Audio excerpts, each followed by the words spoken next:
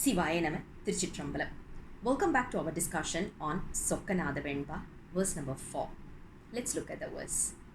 Kakkai, Nari, Nari, Karugu, Parundukku Irayam Akkayinai, Yan Endru Alayamal, Vaakku Manam Yettada Veetil, Yenai Kaattu, Thuttarulam Thattada Sokkanatha.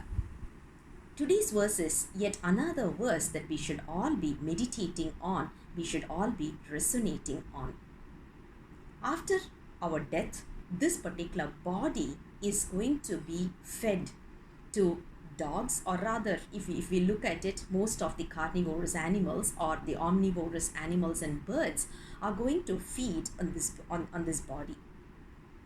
And what we are doing is, we think that this body is what we are all about, and we are trying to protect this body so much because we are not able to differentiate the body versus us.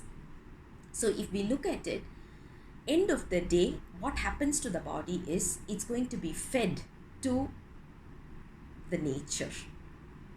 But we don't relate with that, we don't understand that, we think we are this body and we associate ourselves with this body, which is temporary.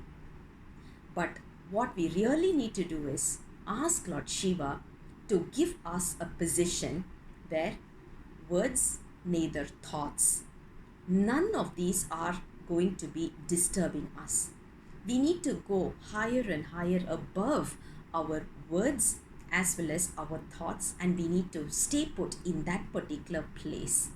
And what is that place? We all know that is the place where we call it as Shivloka, and Lord Shiva resides there.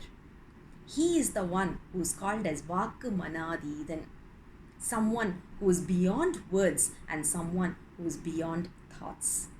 He's beyond everything in this world. He is the only one who can support, guide, and make sure that we stay put in this particular place called as Shivloka. He is the one who doesn't stay with people with malicious thoughts or mind or heart. What is there to do with the malicious thoughts over here? Let's go back to the first line again. They talk about crow or fox or even vultures as well as dogs, etc., which is basically going to feed on this body. Another way to look at it is, you don't need to look at the foxes or vultures outside, but that is nothing but our thoughts. Sometimes we do feel selfish, sometimes we do feel jealous, sometimes we do have all the negative thoughts or the negative qualities. It does come out because we are all, end of the day, we do have Rajasam, Sattviham and Tamasam characters. So we do have those kind of negative or bad qualities. The qualities that is jealousiness or feeling possessive or feeling bad about someone and we want to sabotage someone, we do have those kind of thoughts. Now, those thoughts are feeding on us, as in this particular body, so that those thoughts can grow. Imagine, where does this jealousy come from? Within us.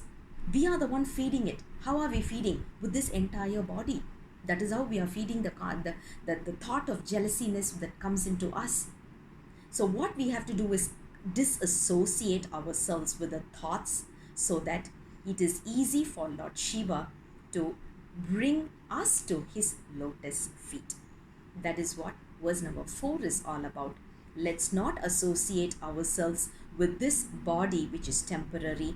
Rather, we need to associate ourselves with Lord Shiva, who is going to be beyond any kind of a boundary or a territory. All we have to do is just surrender so that he can guide us in the right path, in the right manner. That's what verse number 4 is all about. I'll come back again with the next verse very soon. Until then, Sivaya Nama Tiruchitrambalam.